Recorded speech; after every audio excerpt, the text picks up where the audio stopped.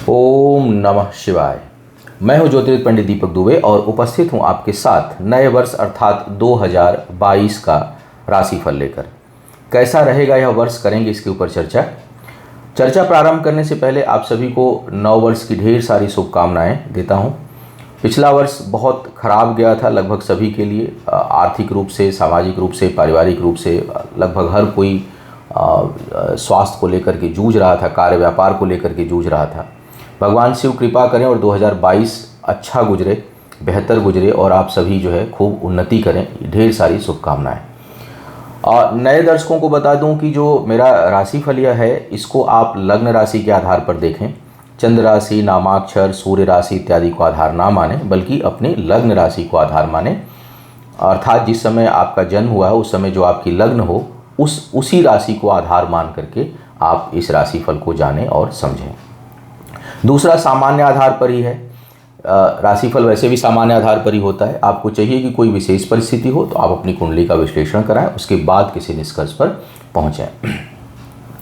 राशिफल प्रारंभ करूं सभी राशियों के लिए, उससे पहले कुछ वर्ष में क्या क्या प्रमुख बातें हैं उनको, उस पर थोड़ा सा हम लोग चर्चा कर लेते हैं, देख लेते हैं, फिर आगे बात करते हैं। पहली बात तो यह है कि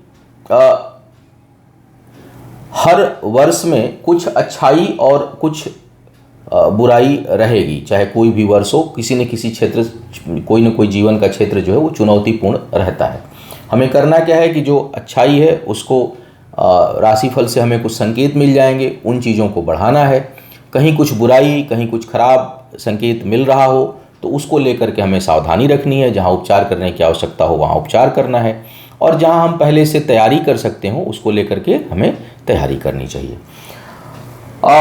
और ये सब चीज़ें पूरे वर्ष पर्यंत चलती रहेंगी आपके साथ। अब इस वर्ष की अगर मुख्य बातों को मैं देखूं तो सबसे पहले शनि की स्थिति को देखा जाए। शनि देव जो है वो वर्ष के प्रारंभ में मकर राशि में रहेंगे, फिर कुंभ में जाएंगे, फिर इसी वर्ष में पुनः मकर में आएंगे, फिर कुंभ में जाएंगे।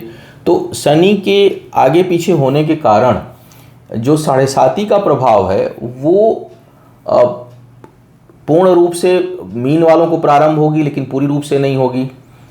फिर कुंभ में आए, जब मकर में आएंगे तो मीन वालों पे नहीं रहेगी। तो 7.5 जो है वो थोड़ा सा मीन और कुंभ वालों का मध्य प्रभावित करती रहेगी। दूसरी बात, धनु से पूरी तरह से समाप्त नहीं होगी, क्योंकि मकर में जब रहेंगे तो धनु पे बनी रहेगी। तो धनु और मीन वालों के लिए 7.5 का प्रभाव कम बेसी इस वर्ष में होता रहेगा। उसी प्रकार ढैया की स्थिति को देखा जाए तो ढैया जो है वो मिथुन और तुला को भी प्रभावित करेगी और कर्क और वृश्चिक को भी प्रभावित करती रहेगी शनि के गोचर के कारण। एक चीज़ का ध्यान रखें कि जो राशिफल मैं बताता हूँ वो जरूर गोचर के आधार पर बताता हूँ सारा, लेकिन जो 7.5 और ढैया का जो गणना करने का जो नियम है वो चंद्र राशि से है। तो चंद्र, आपकी जो चंद्रमा आपके जन्म के समय जहाँ बैठे हुए हैं वहाँ से शनि को देखा जाता है। तो अगर आपकी चंद्र राशि वृश्चिक है, या चंद्र राशि कर्क है, या चंद्र राशि तुला है, या चंद्र राशि मिथुन है, तो ढैया का प्रभाव वर्ष में आता जाता रहेगा। वो जब हम लोग मंथली, मासिक राशिफल देते हैं या साप्ताहिक देते हैं, उसके दौरान उन चीज़ों पर चर्चा होती रहेगी समय समय पर। लेकिन वर्ष में मैं बता दूं कि ये मिथुन, तुला, वृश्चिक और कर्क को प्रभावित करती रहेगी। बृहस्पति, देवगुरु बृहस्पति जो है वो वर्ष के प्रारंभ में कुंभ में और उसके बाद मीन में भ्रमण करेंगे। तो कुंभ और मीन को प्रभावित करेंगे। चूँकि इनकी दृष्टि भी 3 होती है, पंचम भाव को देखते हैं, नवम भाव को देखते हैं और सप्तम भाव को देखते हैं। तो उसी के अनुसार जो है वो भावगत भी प्रभाव 3 उधर और 3 जब इस राशि में रहेंगे तो 6 उधर और 2 राशियों पे इधर, तो 8 राशियों को कहीं न कहीं बृहस्पति जो है वो प्रभावित इस वर्ष में करेंगे, वर्ष के प्रारंभ और वर्ष के प्रारंभ के बाद। राहु केतु का जो गोचर इस वर्ष होने वाला है वो वृषभ और मेष और वृश्चिक और तुला में रहेगा।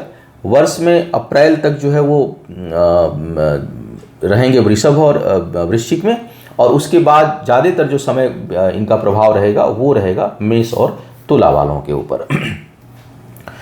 इस वर्ष के प्रारंभ से ही कालसर्प योग बन रहा है सभी राशियों के लिए, और यह लगभग अप्रैल तक प्रभावित रहेगा, बहुत अधिक प्रभावित रहेगा। उसके बाद धीरे धीरे कालसर्प योग का प्रभाव कम होता जाएगा। तो इस चीज़ को भी समझना है।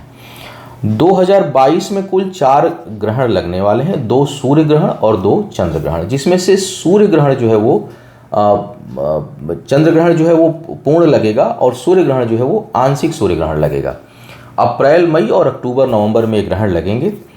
सूर्य ग्रहण आंशिक जरूर लग रहा है, लेकिन सूर्य ग्रहण बहुत अधिक प्रभावशाली होगा, विशेषकर जो अप्रैल 2022 का लगने वाला है। और ये भी ध्यान रखें कि अप्रैल में गोचर भी है राहु केतु का।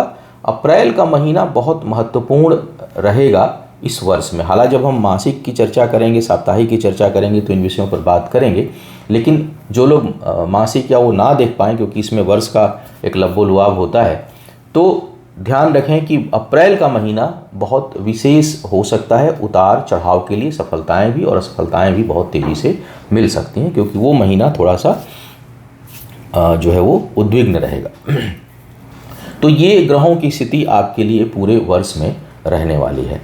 एक चीज़ और एक आवश्यक रूप से आपको बताना चाहूँगा कि जो एक ये कॉन्सेप्ट है कि नया वर्ष इस ग्रह से प्रभावित हो रहा है तो पूरा साल ऐसा जाएगा, ये मिथ है, ये सत्य नहीं है कि कोई ग्रह कोई आज शुक्रवार से चल रहा है तो पूरे वर्ष ऐसा होगा वैसा होगा। ये बिल्कुल इसको आप मिथ माने, इसको केवल एक भ्रम माने, क्योंकि ग्रहों की स्थिति गोचर में लगातार बदलती रहती है। वर्ष का कॉन्सेप्ट जैसा चीज़ कोई ज्योतिष में है नहीं। हम लोगों के सनातन धर्म में कोई और वर्ष है, अलग अलग धर्मों में अलग अलग समय से उनका नया वर्ष प्रारंभ होता है।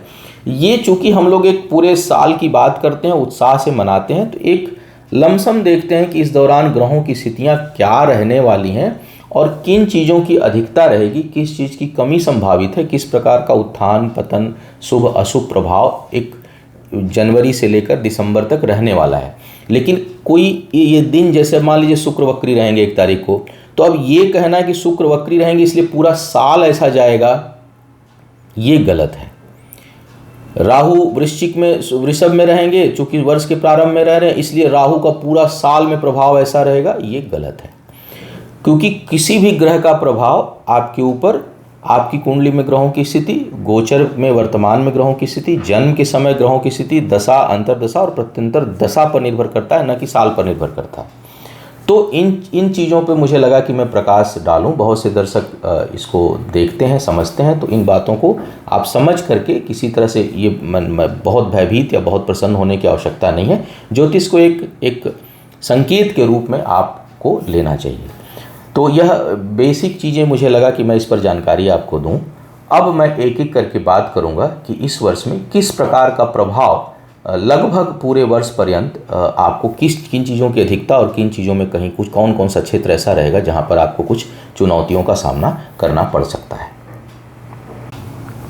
मीन लग्न राशि वालों की बात करते हैं, अर्थात जिनका जन्म मीन लग्न में हुआ है। जब आपका जन्म हुआ हो तो जो लग्न राशि है वो मीन हो, चंद्रमा जहाँ बैठे हैं वो चंद्र राशि होती है, लेकिन आप जो है वो चंद्रमा को केवल मत देखिए। चंद्र राशि से मैंने शुरू में ही बताया, चंद्र राशि सूर्य राशि इत्यादि को ना देखें, बल्कि जो लग्न राशि आपके जन्म के समय है वहाँ से आप इसको देखें। तो लग्न राशि जिनकी मीन है उनके लिए मैं बात करने जा रहा हूँ कि किस प्रकार का यह वर्ष रहने वाला है। मीन लग्न वालों के लिए अगर देखूँ तो जो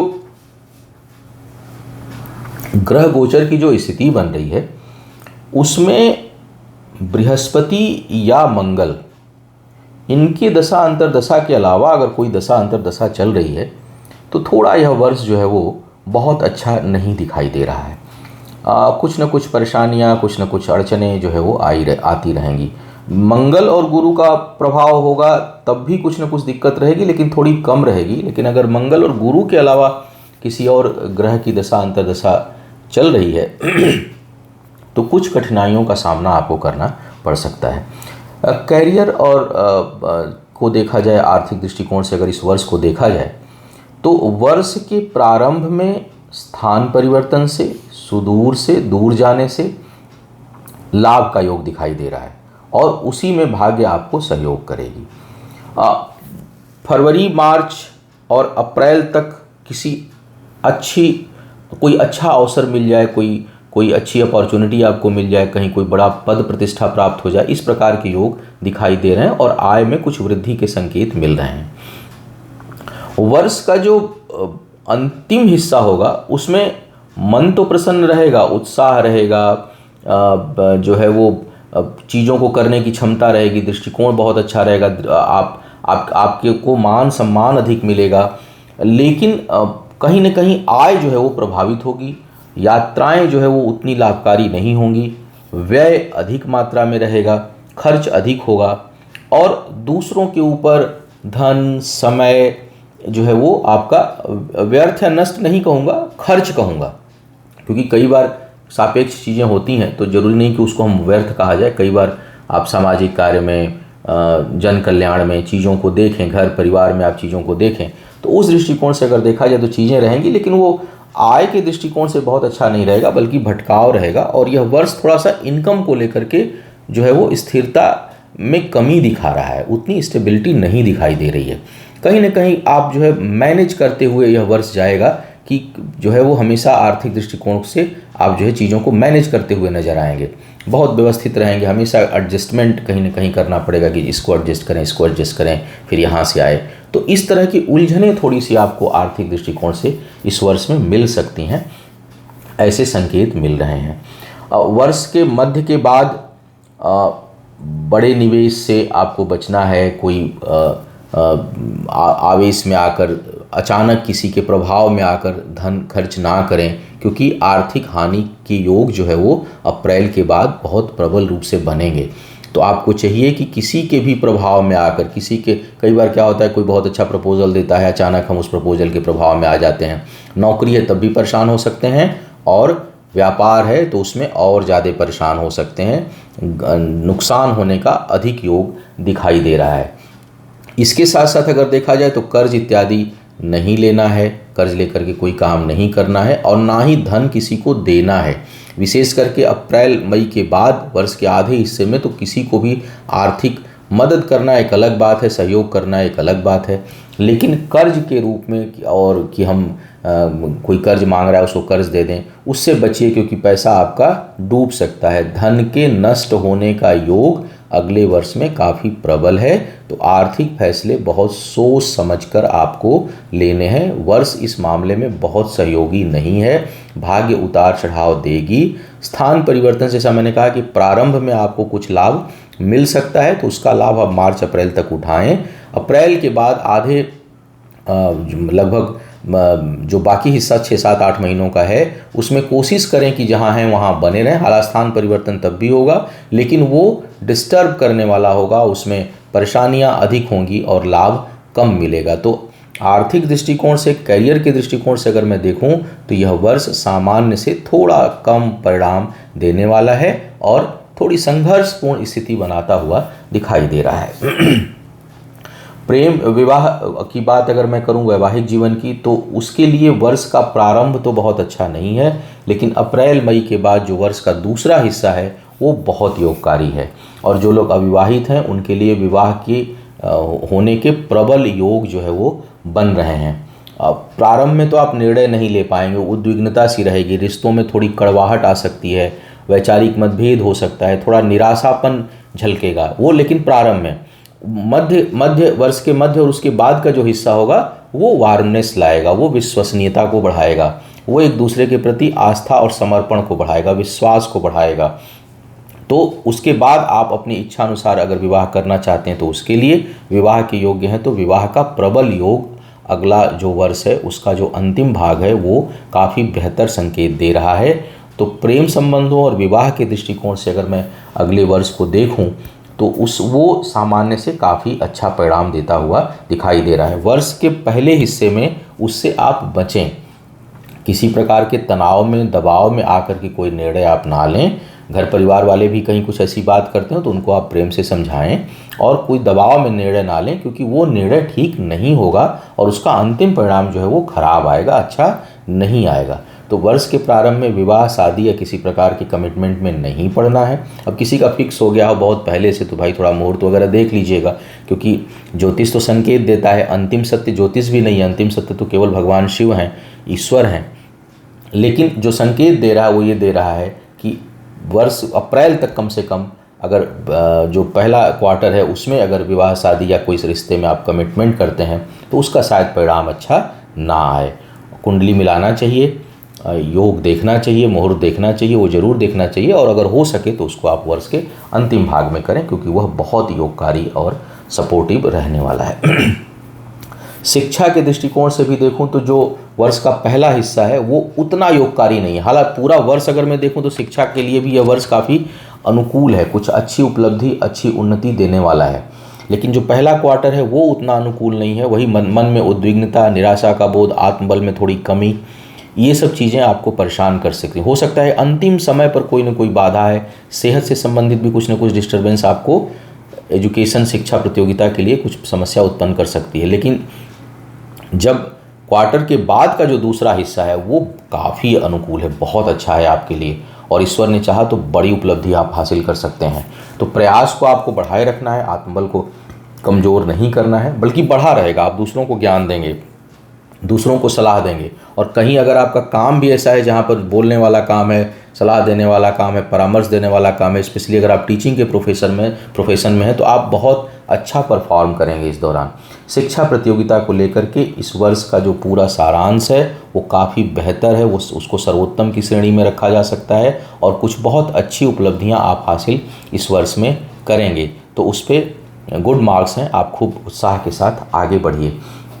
स्वास्थ्य को देखा जाए, स्वास्थ्य को लेकर के जो है वो वर्ष का प्रारंभ भी नहीं अच्छा है और उसके बाद का समय भी बहुत अनुकूल नहीं है। तो स्वास्थ्य को लेकर के पूरा वर्ष जो है वो कहीं न कुछ आपको परेशानी उत्पन्न कर सकता है। प्रारंभ में मानसिक परेशानी दे सकता है, घटना दुर्घटना का योग बना रहा है, तो अंतिम भाग भी कहीं न कहीं चोट चपेट, थोड़ी बहुत उत्तेजना, कुछ परेशानी, अचानक कोई कष्ट का योग जो है वो वर्ष का अंतिम भाग भी बना रहा है। तो पूरा वर्ष जो है थोड़े सेहत को लेकर के आपको सावधान रहना है। हालांकि जब बृहस्पति का गोचर मीन राशि में होगा तो चीज़ें अगर आती भी हैं तो वो उतनी प्रभावशाली रूप में नहीं आएंगी, लेकिन उस दौरान भी केतु अष्टम में रहेंगे, उस दौरान भी शनि की जो दृष्टि है वो आपके छठे भाव में जाएगी। तो इस समय अगर कोई विपरीत ग्रह की दशा अंतर्दशा चल रही हो तो थोड़ी परेशानी बढ़ सकती है। क्योंकि बृहस्पति लग्न में रहेंगे तो कोई बड़ा नुकसान नहीं होना होगा, लेकिन कुछ न कुछ परेशानी वर्ष पर्यंत स्वास्थ्य को लेकर के सावधानी हमेशा रखनी है, सचेत हमेशा रहना है, और जो है वो किसी प्रकार की लापरवाही नहीं बरतनी है। विशेष करके शुक्र की, शनि की, केतु की, राहु की दशा अंतर्दशा अगर चल रही हो, कहीं शुक्र शनि का कॉम्बिनेशन बन रहा हो, शुक्र राहु, शनि राहु, शुक्र में गुरु, शुक्र गुरु और शनि, इस प्रकार के कॉम्बिनेशन अगर बन रहे हों तो स्वास्थ्य को लेकर के विशेष सावधानी आपको रखनी चाहिए। अब बात करते हैं कुछ अन्य बातों पर। अन्य बातों को लेकर के देखा जाए तो एक तो संतान प्राप्ति का योग इस वर्ष में काफ़ी अच्छा बन रहा है आपके लिए। तो जो संतान प्राप्ति के इच्छुक लोग हैं, तैयारी करनी है, नए दाम्पत्य जीवन में हैं, उनको करना चाहिए, क्योंकि बड़ा शुभ अवसर यह जो है वर्ष लेकर के आ रहा है आपके लिए।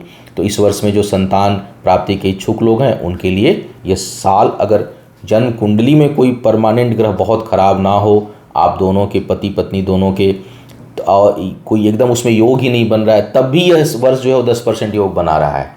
तो अगर आप प्रयास कर रहे हैं, कुंडली में बड़ा दोष है तो उसका उपचार करा करके, मेडिकली कोई परेशानी है तो उसका उपचार करा करके, ज्योतिषीय कोई परेशानी है तो उसको पहले से ही आप तैयारी करके उसका उपचार करा करके इस वर्ष प्रयास करें। यह वर्ष शुभता लिया हुआ दिखाई दे रहा है और अच्छे परिणाम देगा।